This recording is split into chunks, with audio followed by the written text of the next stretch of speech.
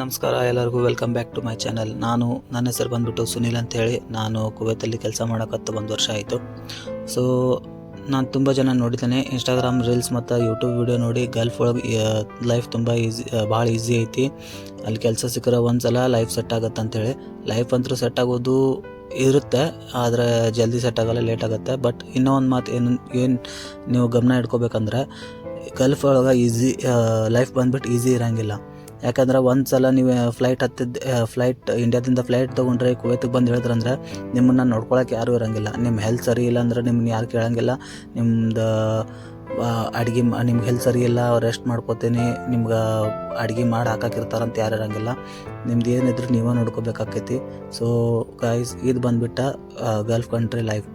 So ಇಲ್ಲಿ ಕುವೈತ್ಗೆ ಅಥವಾ ಯಾವುದೇ ಗಲ್ಫ್ ಕಂಟ್ರಿಗೆ ಹೋಗೋಕ್ಕಿಂತ ಮುಂಚೆ 100 ಸಲ ಯೋಚನೆ ಮಾಡಿ ಆಮೇಲೆ ಕಾಲಿಡ್ರಿ. ಯಾಕಂದರೆ ಒಂದು ಸಲ ಇಲ್ಲಿ ಬಂದ್ರಂದ್ರೆ ನಿಮ್ಮನ್ನು ನೋಡ್ಕೊಳಕ್ಕೆ ಯಾರು ಇರೋಂಗಿಲ್ಲ.